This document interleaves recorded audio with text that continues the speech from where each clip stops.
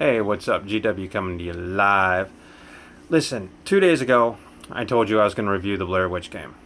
And I played about 7 chapters of this thing, and I gotta tell you, true to the nature of the movies, it is psychologically terrifying. Now, for those of you who don't know about the movie, or don't know about the game, everybody knows about the movie, but if you don't know about the game, basically you are sent to find a missing kid in the Black Hills Forest. Same forest depicted in Blair Witch, and the Blair Witch Project and the Blair Witch, which came out in 2016. So there is a 3-year time gap. Now, true to the movies, you start off, it's a normal hike in the woods, and you descend slowly into psychological madness. Although you're not alone on this trek, you have a faithful canine named Bullet. Now, Bullet is the key to getting from point A to point B. Basically, when you find a clue, you let Bullet sniff it. Bullet will point out the way to go, and you will slowly come across to the next clue or location that you are supposed to be. But I will tell you guys, just like in the movies, whenever they try to trek off from a camp, especially in the Blair Witch, which I just watched yesterday, because I was so in tune with the game, had to check that out. Again, when they take off and they start walking, you will notice that in the movie, as well as the game, you can walk in a direction you think is completely away from your campsite and end up back at your same campsite. Now, the game does this because it was a factor in the movie. They did it in the Blair Witch.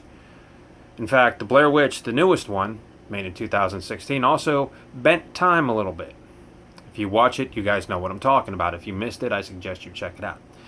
The other crazy thing is that being alone in the dark in the woods might not seem like a bad idea when you're a kid. You want to go run around the woods and get whatever's in there, but when you become my age, or you become older, being in the woods can be scary because your mind starts going a little bit goofy on you, going, okay, what's around the tree? Is it just darkness? Is it an empty forest? Is there a bear? Is there a serial killer? What's in the woods? Is it some supernatural force? The answer to that last one is yes. I've come across the same tree depicted in this movie, and it gave me a chill up my spine. Now, games don't usually make me terrified. I can play any horror game this side of the Mississippi and love it. This one, I think because it screws with your head, I think is because it gets you. Now, the key to these monsters is when you're walking with Bullet and he starts growling. You don't have a gun. You don't have a knife. You have a flashlight. And it's pretty terrifying when these things are running around you. And it's not like I said, it's not like Doom or Quake where you can see it, blast it, and move on. You don't know where this thing's coming. You see it for a brief second and then flies away. During my 7-chapter playthrough, and I do intend to complete this game, during my 7-chapter playthrough, only on chapter 6 did it start getting a little eerie. Now, one of the cool things this game does offer is that, true to the Blair Witch movies, you use a camcorder. You find little tapes, and basically, if there's an object of interest, you rewind, stop, fast forward, and repeat until a clue drops out. Case in point, you're in an abandoned campsite. You find the camcorder, it's the first clue you get. And there's a little kid playing with a battery-operated cop car with the sirens going. When you see that piece of footage, rewind, fast forward, stop, rewind, and pause, and you turn to the left, and there will be that toy cop car, which wasn't there whenever you came down. And basically,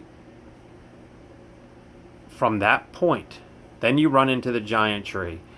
Now, the last thing that I remember doing was that the Blair Witch was closing in on me, much like Sam Raimi's Evil Dead, where the camera moves really quick through the woods. That's basically what you get. And we ran into a tree as the screen turned red, and it was pretty psychologically terrifying. And it gives you a claustrophobia tight spaces. We even explored an old bunker, which we couldn't do much with.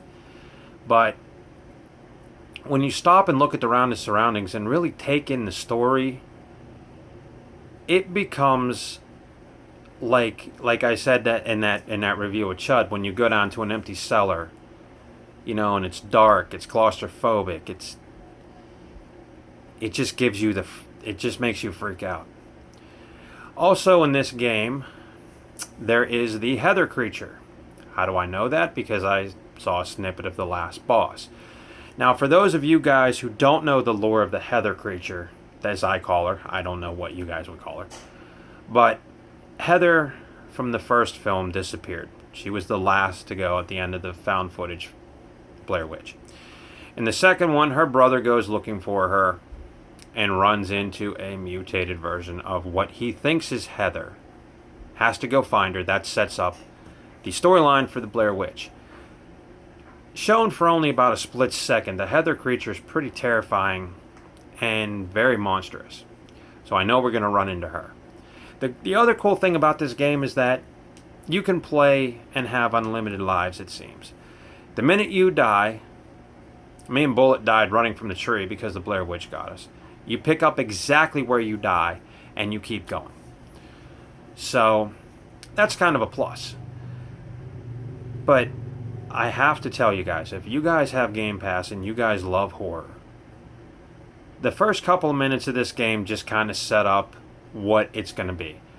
As you start going around, and especially when it gets dark outside, the game comes alive, and it envelopes you.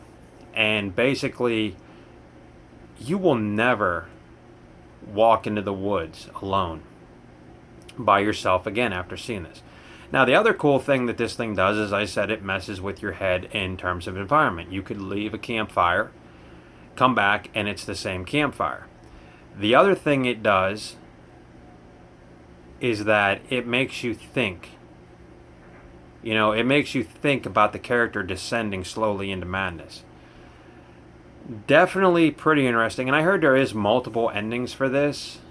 So we're going to see which one we can get. It all depends mostly on how many times you call on the CB or how many times you use Bullet in action. But gear yourself up for it. Gear it up. I think this one takes place, after the Blair Witch, the first one. I think it's 3 years, but I don't know. Timeline really doesn't matter here because all you need to know is the objective is different. The only thing that I wish that they would have done, and I haven't played the segment yet, but they say when you get into the witch house toward the very, very end of the game, it's the pinnacle of everything that the Blair Witch stands for, and you're only in there a couple of minutes. But, again, like I said, if you get lost in the woods, a 15-minute from point A to point B is going to turn into an hour and a half. The game does all that stuff on purpose. So, I would think it would be fair to say that the horror game of the year would be Blair Witch. I don't think anybody can knock it off. I think it grabs hold of you and makes you feel pretty weird. And even if you know what you're doing, it's still going to freak you out. The other cool thing is it takes everything from the movies, and I mean everything. Those little wooden sticks, wrapped up in stuff. Bullet, when you come across them, Bullet will growl. You have to destroy them. But it was just cool seeing all that. So, like I said, if you have Xbox and you have Game Pass, right now it's free on there. I think it's $30 to buy, which, tell you the truth, if it keeps going the way it's going, I'm going to get the thing. And definitely check it out. Another honorable mention is Submassive Games Man of Medan. I mentioned that in my previous post. I played a little bit of that. And basically, until you get through the character, knowing all the characters, then it really speeds up. And it's about 2 or 3 hours into it. So I really didn't get that far. But again, I will keep you updated. So I am sorry I didn't come on yesterday and basically tell you about Blair Witch.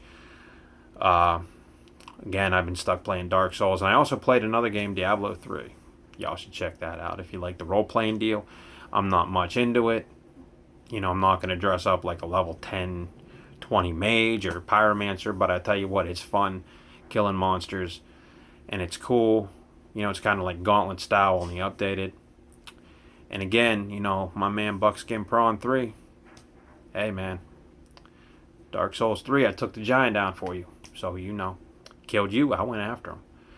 So, again, you know, maybe later I'll have something to plug, but right now, definitely go out and check Blair Witch out, man. And do me a favor, play it with the lights down. Play it with the lights off. Play it in an empty house. Because that's how you get the full effect. They tell you to wear earphones for it, but if you have a surround sound, just cut the lights, play in a dark room, and I'm telling you, you don't know what to expect. So the Blair Witch, horror game of the year, guys. Don't miss it.